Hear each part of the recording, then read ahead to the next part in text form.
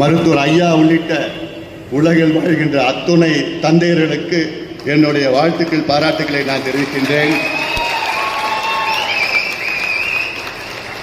மருத்துவர் ஐயா அவர்கள் நீண்ட ஆயுளுடன் வாழ வேண்டும். 100 ஆண்டுகளுக்கு மேல் நல்ல ஆயுளுடன், நல்ல மன நிம்மதியுடன், நல்ல உடல்நலத்துடன், மகிழ்ச்சியோடு வாழ வேண்டும். அது ஒரு மகனாக அது என்னுடைய கடமையும் கூட. மருத்துவர் ஐயா அவர்கள் என் மீது ஏதாவது கோபம் இருந்தால், ஐயா அவர்களே தயவு செய்து என்னை மன்னித்துக் கொள்ளுங்கள்.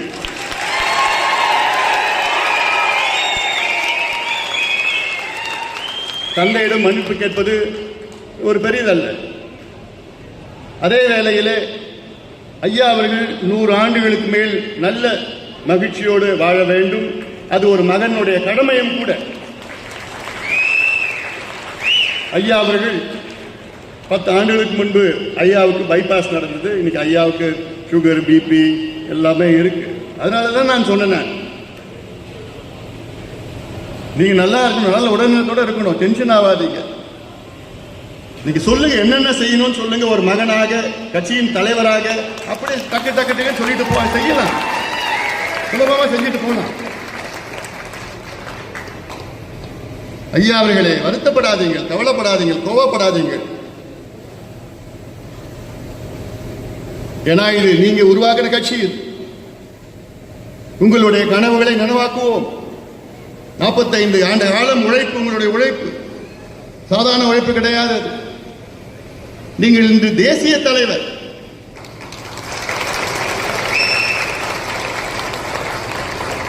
கடந்த ஆண்டு பாரத பிரதமர் மோடி அவர்கள் வந்து சொன்ன வார்த்தையில் என்னால் மறக்க முடியாது. ஐயா, இந்தியாவிலே மூத்த அரசியல் தலைவர் ஐயா அவர்களே என்று சொன்னார். தமிழ்நாட்டில் சொல்ற, இந்திய அளவில் அந்த மதிப்பு மரியாதை எல்லோருக்கும், எங்களுக்கு மட்டும் எல்லோருக்கும் இருக்கிறது. ஆக இந்த தந்தையர் தினத்தில் அன்று உலகில் வாழ்கின்ற அத்துணை தந்தையர்களுக்கும் என்னுடைய வாழ்த்துக்கள், பாராட்டுக்களை தெரிவித்து இந்த நிகழ்ச்சியை மிக சிறப்பாக நடத்தி கொண்டிருக்கின்ற அனைத்து மாவட்டங்களும், நான் தினேஷ் பேர் மட்டும் சொன்னா மற்றவங்க வச்சுப்பாங்க, எல்லாரும் தான்